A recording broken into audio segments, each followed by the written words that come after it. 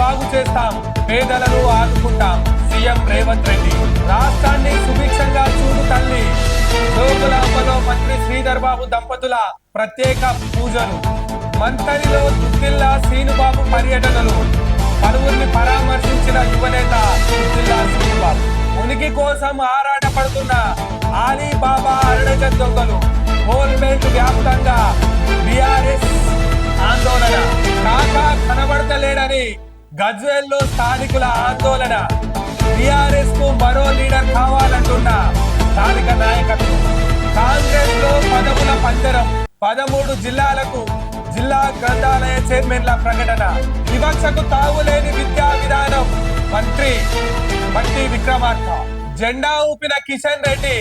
తెలంగాణకు 400 కోట్లు సాలవన్న వైనాల రాజు news channel. అఖిలపక్ష సమావేశం పెడితే నేను వస్తానన్న ఈటల రాజేందర్. నువ్వు ఎంపీవే సెక్రటేరియట్ కి ఎప్పుడైనా వెళ్ళొచ్చన్న న్యూస్ ఛానల్. మిల్లర్ల నుంచి రికవరీ ఎలా? తలపట్టుకుంటున్న పౌర సరఫరాల శాఖ. బీజేపీకి సభ్యత నమోదు కష్టమే. మిత్రులందరికీ శుభోదయం. Welcome to morning news. Musi Musi Musi Musi నది సుందరీకరణ చేయాలన్న లక్ష్యంతో ఓవైపు రాష్ట్ర ప్రభుత్వం అడుగులేస్తూ ఉంటే, మూసీ కంపునే తలదండేలా ప్రతిపక్షాల కంపు మాటలు, ప్రతిపక్షాల వాదనలు. ఏదైతే మూసీ నిర్వాసితులకు ఇప్పటికే 16,000 డబుల్ బెడ్రూమ్ ఇళ్లను రెడీ చేసి మరి వారికి ఒక్కొక్క కుటుంబానికి అదనంగా 25,000 రూపాయల ప్రోత్సాహాన్ని ఇస్తూ మూసీ నదికి సంబంధించి సుందరీకరణకు సంబంధించిన ఏదైతే నిర్వాసితులున్నారో వారిని డబుల్ బెడ్రూమ్ ఇళ్లలోకి తీసుకెళ్లే ప్రయత్నం ఓవైపు రాష్ట్ర ప్రభుత్వం చేస్తూ ఉన్నప్పటికీ కూడా, ఏదైతే సర్కార్ ఆపన్నాస్తం అందించినప్పటికి కూడా మొన్న మధ్యలో రేవంత్ రెడ్డి గారు అదేవిధంగా మంత్రులు సైతం బీఆర్ఎస్ పార్టీ ఫండ్ దాదాపుగా 15,000 కోట్ల రూపాయల ఫండ్ ఉంది. ఒక 500 కోట్ల రూపాయలన్న మూసి నిర్వాసితులకు ఇవ్వమని చెప్పారు. ఓవైపు తెలంగాణ రాష్ట్రంలో వరదలచ్చి కొట్లాడ మొత్తం సత్రాలై వరదలచ్చి నాశనం అయిపోయి అన్నమో రామచంద్ర అని తెలంగాణ ప్రజలు ఏడిస్తేనే ఒక పైసా విధించినటువంటి బీఆర్ఎస్ నాయకులు, బీఆర్ఎస్ పార్టీ, బీఆర్ఎస్ అనుబంధ సంఘాలు మూసీ నిర్వాసితులకు న్యాయం చేస్తాయని ఎట్లా భావిస్తాం? అందుకే మూసీకి సంబంధించి 6, 100 అయినా 100, 106 అయినా మూసీని సుందరీకరణ చేస్తాం, మూసీ నిర్వాసితులకు అండగా నిలబడతామని నిన్ననే పరిశ్రమల శాఖ మంత్రి వారు శ్రీధర్ బాబు గారు కూడా చెప్పడం జరిగింది. దాంతో పాటుగా నేడు ఏదైతే నియామక పత్రాలు ఇస్తున్నటువంటి సందర్భంలో ఎన్ని అడ్డంకులు వచ్చినా మూసీ ప్రాజెక్ట్ ఆగదు. 6, 100 అయినా కంప్లీట్ చేసి తీరుతాం. థేమ్స్, హడ్సన్, సబర్మతి తరహాలో మారుతాం. మూసీ పర్వక ప్రాంతాల ప్రజలు ఎప్పటికీ ఆ కంపులోనే బతకాలా? వాళ్ళకు మానవత్వం కనిపించడం లేదా? నిర్వాసితులకు సర్కార్ ఆపదాస్తం అడ్డుపడేలా ప్రయత్నం చూపించాలి. మల్లన్న సాగర్ నిర్వాసితులను గుర్రాలతో తొక్కి చంపించింది గత బీఆర్ఎస్ ప్రభుత్వమే కదా. మోక్షగుండం ఆలోచనలే నేటికి ఆదర్శం, కాళేశ్వరం కానే కాదు అని చెప్తా ఉన్నారు. 100 ఏళ్ల అనుభవం ఉన్న కాంగ్రెస్ ప్రభుత్వం ఓవైపు, 10 ఏళ్ల దుర్మార్గం ఉన్న బీఆర్ఎస్ మరోవైపు అని సీఎం రేవంత్ చెప్తా ఉన్నారు. 1473 మంది ఇంజనీర్లకు నియామక పత్రాల పంపిణీ చేశారు. మూసి ఇళ్లలో వారం ఉండండి. దశాబ్దాలుగా పేదలు అనుభవిస్తున్న కష్టాలు, బాధలు మీకు అర్థమవుతాయి. కేటీఆర్, హరీష్ లకు సీఎం హితువు. ఢిల్లీకి నేడు రేవంత్ రెడ్డి. నేడు హోంమంత్రి అధ్యక్షతన మీటింగ్. రేపు రాహుల్ ఏఐసిసి నేతలతో భేటీ. క్యాబినెట్ విస్తరణ, పార్టీ అంశాలపై చర్చ. ఎవరైతే మూసీ నిర్వాసితుల గురించి మాట్లాడుతా ఉన్నారో ఒక వారం రోజులు వారి ఇళ్లలో పోయి ప్రతిపక్ష నాయకులు ఒక వారం రోజులు ఉండండి. వారి బతుకులు మారాలని, వారిని మంచి వాతావరణంలో వారి జీవనం సాగించాలన్న లక్ష్యంతో పనిచేస్తా ఉన్నాం.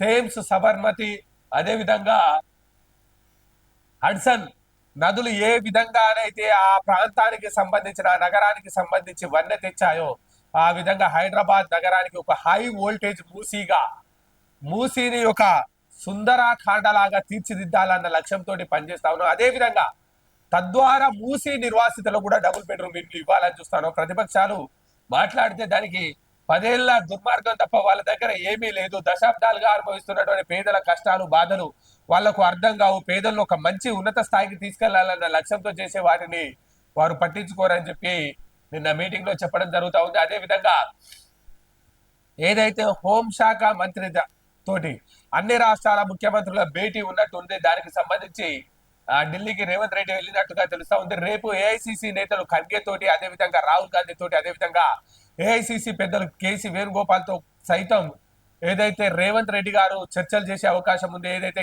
దసరకు ముందే క్యాబినెట్ విస్తరణ, దసరకు ముందే 317 జీవో, దసరకు ముందే భూపట్టాలు, దసరకు ముందే అన్ని కార్యక్రమాలు చేసే ఆలోచన చేస్తున్నప్పటికీ దానికి సంబంధించిన విధి విధానాలను కేంద్ర ఏదైతే పార్టీ వర్గానికి తెలిసే విధంగా ఢిల్లీ పర్యటన ఉంటుందని చెప్తా ఉన్నారు. ఇకపోతే ఏదైతే తెలంగాణ రాష్ట్రానికి సంబంధించి ప్రతి ఒక్కరిని విద్య వైపు తీసుకెళ్లాలి, వైద్యాన్ని ఉచితంగా అందించాలి, పారిశ్రామిక ఉత్పత్తిని జరపాలి, ఉద్యోగ ఉపాధి అవకాశాలకు సంబంధించి తెలంగాణ బిడ్డలు మేటి వరుసలో ముందు వరుసలో భారతదేశంతో పోటీ పడే ఒక అఖండమైన తెలంగాణ బిడ్డ శక్తిగా ఎదగాలన్న లక్ష్యంతో పనిచేస్తున్నందుకు దానికి సంబంధించి విద్యా విధానంలో మార్పు తీసుకురావాలని చెప్పి ఆకునూరి మురళి గారిని చేయడం జరిగింది. అదేవిధంగా విద్యా విధానానికి సంబంధించి ఉప ముఖ్యమంత్రి బట్టి విక్రమార్క గారు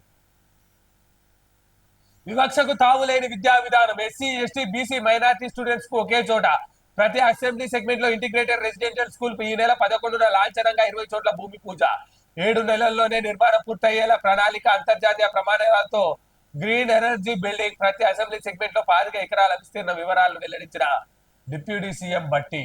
నిన్న ఏదైతే దేవి శరన్నవరాత్రుల ఉత్సవాల్లో భాగంగా పరిశ్రమల శాఖ మంత్రి వర్యులు శ్రీధర్ బాబు గారు, అదేవిధంగా ఏదైతే దేవాదయ ప్రిన్సిపల్ సెక్రటరీ శైలజ రామయ్య గారు, వారి దంపతులు శ్రీధర్ బాబు గారి దంపతులు ఈ రాష్ట్రం సుభిక్షంగా ఉండాలని, ఈ రాష్ట్ర ప్రజానికం పాడి పంటలతో పశు సంపదతో విద్యా వైద్య విధానాల్లో ముందు వరుసలో ఉంటూ రాష్ట్రం అన్ని విధాలా సుభిక్షంగా ఉండాలని నిన్న జోగులాంబ అష్టదశ శక్తి పీఠాలలో 5వ శక్తి పీఠమైనటువంటి జోగులాంబ బాల బ్రహ్మేశ్వర స్వామి ఆలయాన్ని దర్శించుకున్న మంత్రి శ్రీధర్ బాబు గారు ఆలంపూర్ కు వచ్చినటువంటి శ్రీధర్ బాబు గారికి మాజీ MLA AICC secretary Sampath Kumar మరియు కార్యకర్తలు నాయకులు వారికి స్వాగతం పలికారు. కుటుంబ సమేతంగా వెళ్ళినటువంటి మంత్రి శ్రీధర్ బాబు గారికి మర్యాదలతో ఈవో పురందర్ పాలక మండలి వారికి స్వాగతం పలికారు. జోగులాంబలో అష్టదశ శక్తి పీఠాలలో 5వ శక్తి పీఠమైనటువంటి బాల జోగులాంబ దేవతను దర్శించుకున్నటువంటి శ్రీధర్ బాబు గారు దానికి సంబంధించిన విజువల్స్ చూడవచ్చును. మొన్నీ మధ్యలో వారి స్వగ్రామమైన ధన్వాడలో ఏదైతే వారి సోదరుడు కూడా ధన్వాడ దత్తాత్రేయ స్వామికి సంబంధించి చండీ యాగంలో పాల్గొనడం జరిగింది. ఈ రాష్ట్రము అదేవిధంగా మంత్రి నియోజకవర్గ ప్రజానికం సుఖ సంతోషాలతో ఉండాలన్న లక్ష్యంతో వారు దేవి శరన్నవరాత్రులకు సంబంధించి నిష్ఠతో కార్యక్రమాలు చేస్తా ఉన్నారు. దాంతో పాటుగా నిన్న వారి సోదరుడు ఏదైతే దుద్దిల్లా శ్రీనిబాబు గారు యూత్ ఐకాన్ గా ఉన్నటువంటి దుద్దిల్లా శ్రీనిబాబు గారు నిన్న మంతని నియోజకవర్గానికి సంబంధించి పలు నియోజకవర్గాల్లో మంతని రామగుండం నియోజకవర్గాలకు సంబంధించి పలు కుటుంబాలను పరామర్శ చేయడం జరిగింది. దానిలో భాగంగానే ఏదైతే నిన్న బెల్లంకొండ విజేందర్ రెడ్డి వాళ్ళ తండ్రి గారు చనిపోవడంతో వారిని పరామర్శ చేయడం జరిగింది ఈటింగ్ లైన్ కాలనీకి సంబంధించి. అదేవిధంగా ఏదైతే చిన్నయ్య అని ఐఎన్టీయూస్ కి సంబంధించిన సీనియర్ కాంగ్రెస్ నాయకుడు ఉండేవారు, వారు పరామర్శించడంతో వారిని మందలించడం జరిగింది. అదేవిధంగా పెంచకల్పేట గ్రామానికి సంబంధించి పెంచకల్పేట ఏదైతే ఖమాన్పూర్ మండల అధికార ప్రతినిధిగా ఉన్నటువంటి చుప్పరి శేఖర్ గారి యొక్క తండ్రి అనారోగ్యంతో ఉంటే వారిని పరామర్శ చేయడం జరిగింది. అదేవిధంగా నిన్న ఇరుగురాల రాజు వారి తాతగారు చనిపోతే వారిని కూడా పరామర్శ చేయడం జరిగింది. అదేవిధంగా విష్ణు ఏదైతే పిడుగు విష్ణు అని యూత్ కాంగ్రెస్ నాయకుడికి సంబంధించి వారి తాతగారు చనిపోతే కూడా వారిని పరామర్శ చేయడం జరిగింది. అదేవిధంగా సిద్దిపల్లెకు సంబంధించి ఏదైతే వెంకటేష్ గడ్డం రాజు వారి అమ్మగారు కూడా గుండెపోటుతో మరణించడంతో వారిని కూడా పరామర్శ చేయడం జరిగింది. దానికి సంబంధించిన విజువల్స్ మనం చూడవచ్చును. అయితే నిన్న శ్రీనిబాబు గారు వారితో పాటుగా కమాన్పూర్ మండల కాంగ్రెస్ నాయకత్వం మొత్తం కమాన్పూర్ మండల కాంగ్రెస్ అధ్యక్షుడుగా వైనాల రాజు, అదేవిధంగా నిన్న పెంచకల్పేట గ్రామస్తులు, అదేవిధంగా సిద్దిపల్లె గ్రామస్తులు కూడా వారితో ఉండడం జరిగింది.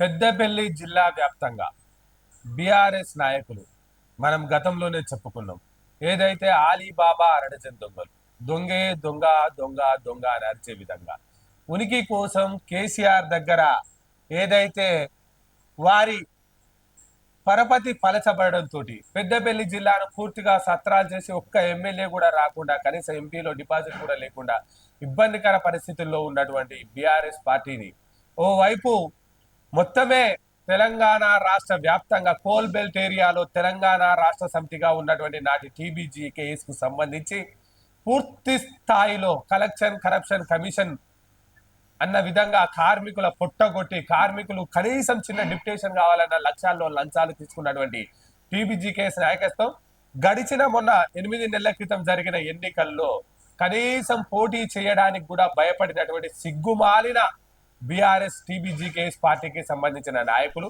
కనీసం కార్మికుల పక్షాన పోటీలో కూడా నిలబడడానికి చాతగాని సన్నాసులు నేడొచ్చి 33% లాభాల వాటా కాంగ్రెస్ ప్రభుత్వం చెల్లించాలి అని ఒక కొత్త ధర్నా పెడతా ఉన్నారు. 33% లాభాల వాటా చెల్లించడం 9వ తారీఖు నాడు వాటికి పేమెంట్ చేస్తా ఉన్నాం.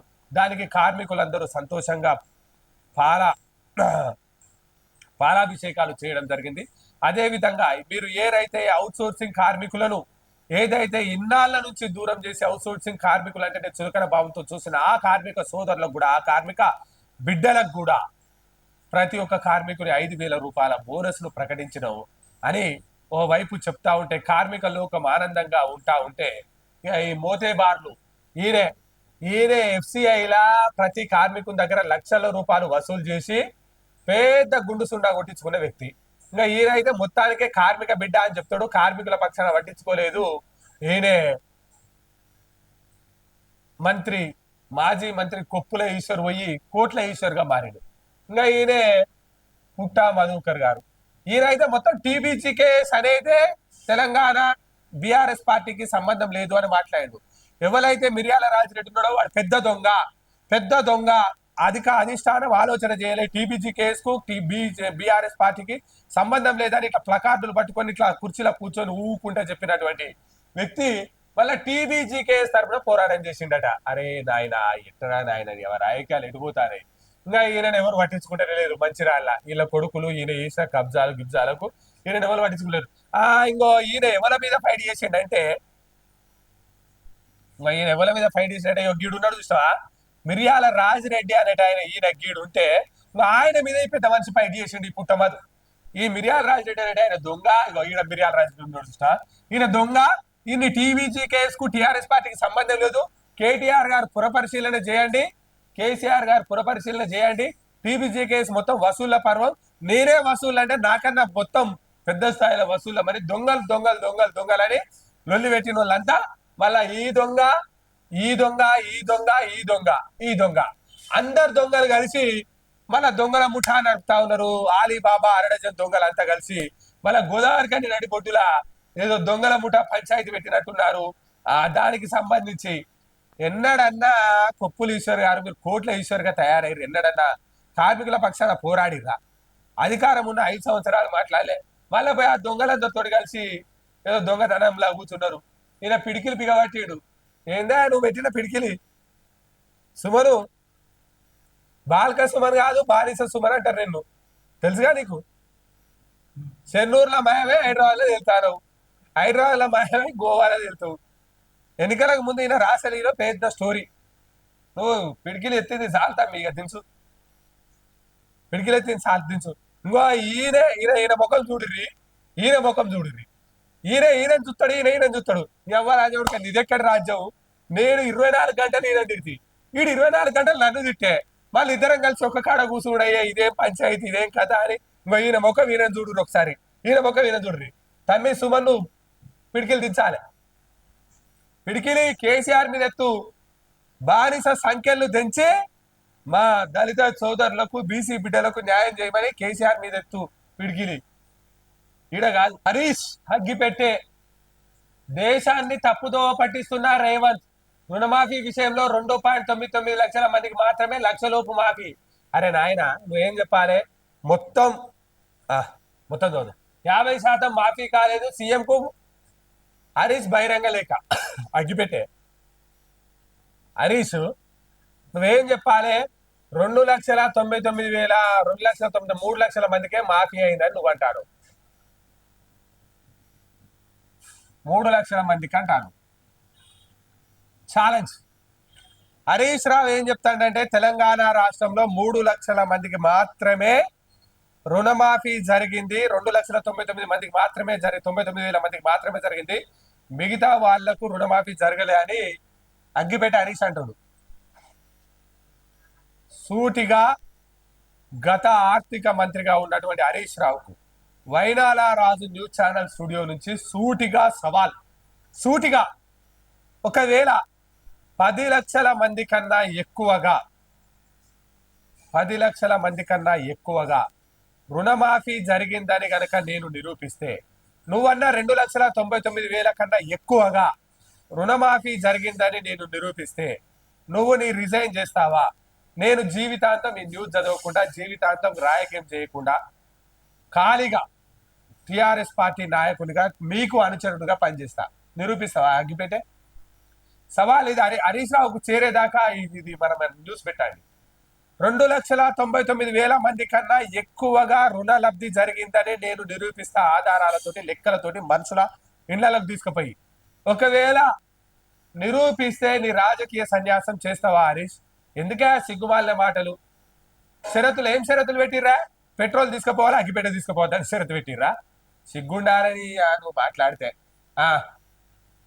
ఈయనే రైలు ఇప్పుడు ఇదే పంచాయతీ. Secunderabad to Goa biweekly train ప్రారంభించిన కేంద్ర మంత్రి కిషన్ రెడ్డి. బుధ శుక్రవారాల్లో సికింద్రాబాద్ నుంచి స్టార్ట్, వాస్కోడిగామ నుంచి గురు శనివారాల్లో రిటర్న్. ఢిల్లీ తర్వాత సికింద్రాబాద్ నుంచి అధికంగా వందే భారత్ రైళ్లు. ఏడికి పంపుతాడు రైళ్లు? గోవా టూర్కి పంపుతాడు. జెండా ఊపిడే ఊపుడు. ఆడ మోడీ ఊపిడు. ఒక్కటే వందే భారత్ రైళ్లు 10 సార్లు ఊపుతారు. ఊపి ఊపి ఊపి జెండా ఊపిపోతుంది.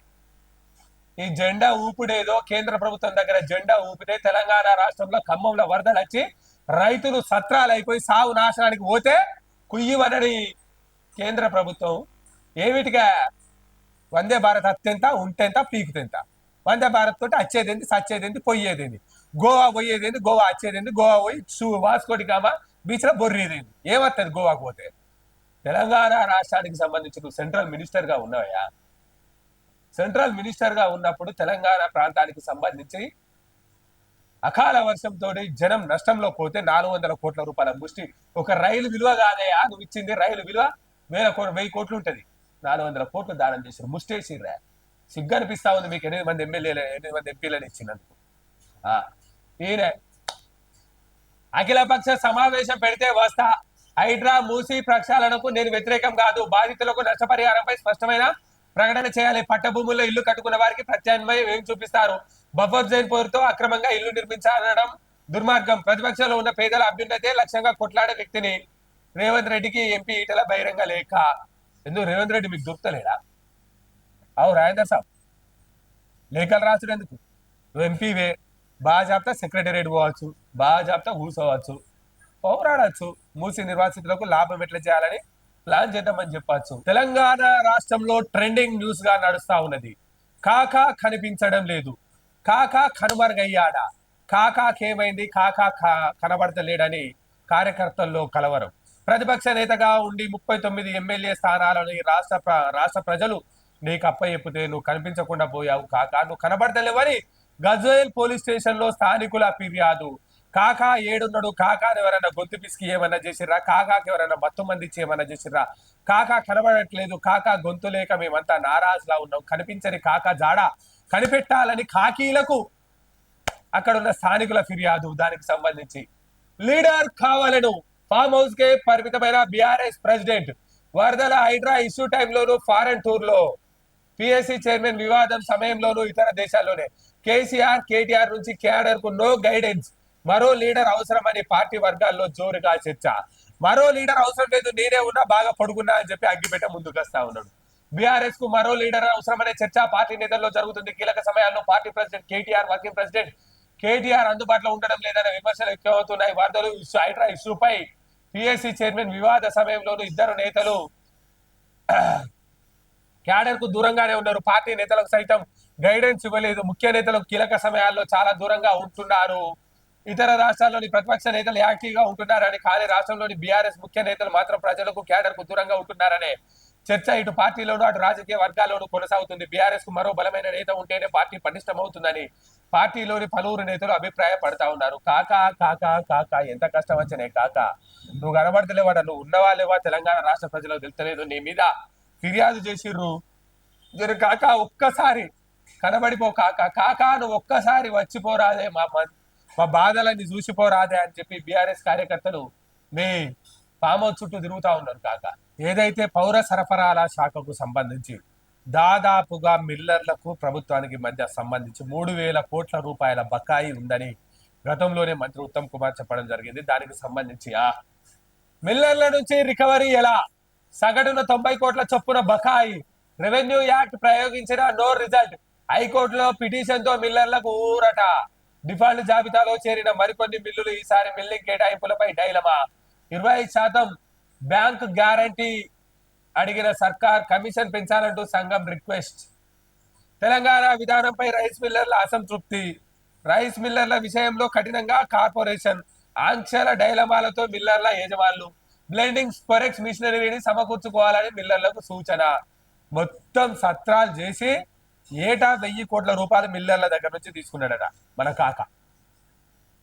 దానికి సంబంధించి మిల్లర్లు ఈ పంచాయతీ నడుస్తావుదా.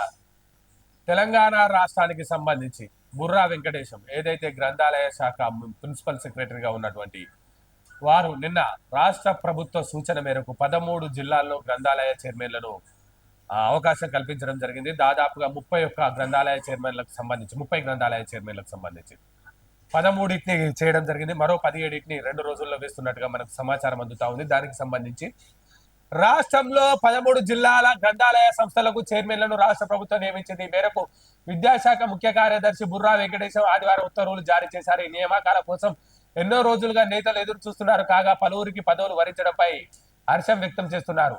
నిర్మల్లో అర్జాముదల 13 మంది, దీనికి సంబంధించి పెద్దపల్లి, మంచిరాల, జగిత్యాలకు సంబంధించి లేనట్టుగా ఉంది. డైలమాలో బీజేపీ, నడ్డా వచ్చి ప్రసంగాలు దంచిన, కిషన్ రెడ్డి జెండా ఊపిన, బండి సంజయ్ ముస్లిం మైనార్టీపై వ్యతిరేకత చూపిన, ఎంపీ సీట్లు 8 ఉన్నా ఏమాత్రం కానరాని బీజేపీ సభ్యత్వ నమోదు లక్ష్యం 29 రోజులల్లా 12 లక్షలు మాత్రమే అయినవి.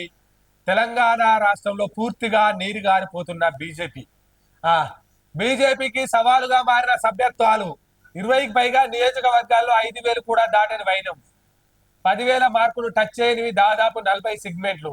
నేతల తీరుపై హైకమాండ్ ఆగ్రహం, బీజేపీ ఎమ్మెల్యే సెగ్మెంట్ లోను హైకమాండ్ ఆగ్రహం. హైకమాండ్ మీరు తెలంగాణ పుట్టుకనే అపవాస్యం చేసిరు, అవమానపరిచారు. తెలంగాణ ప్రజలు మొత్తం ఇబ్బందులలో ఉంటే కనీసం 400 కోట్లు ముష్టేసిన మీరు తెలంగాణలో సభ్యత్వం చేయడానికి అర్హత లేదని మా వైనాల రాజు న్యూస్ ఛానల్ ముందే చెప్పింది. దానికి తగ్గట్టుగానే మీకు తగిన శాస్తి జరుగుతా ఉంది. ఏంది ప్రొఫెసర్ ఉండే మాజీ ఎంపీ సీతారాం నాయక్ ఏదో రేవంత్ రెడ్డిని అంటాడు. రేవంత్ బంజారాలకు మంత్రి పదవి ఎందుకు ఇవ్వలేదు? సీఎం పై మాజీ ఎంపీ సీతారాం నాయక్ ఫైర్. మరి సీతారాం నాయక్ గారు, మీరు మంత్రిగా ఉన్న సమయంలో కూడా, మీరు ఎంపీగా ఉన్న సమయంలో కూడా మీ ఎంపీ పదవి వీకి వేరేటోళ్ళకి ఇచ్చిండు కేసీఆర్. మరి కేసీఆర్ ఎందుకు అడగలే? కేసీఆర్ నాకెందుకు ఎంపీ సీట్ ఇయ్యలేదు మహిబాద్ అని ఎందుకు అడగలే? అప్పుడు రేవంత్ కు రైతు చేతిలో దండన, వ్యవసాయాన్ని దండగలా మార్చిన సీఎం అన్న టిల్లు 5 మండలాలకు ఇంజనీర్ లేడు అన్న మంత్రి కోమటిరెడ్డి వెంకటరెడ్డి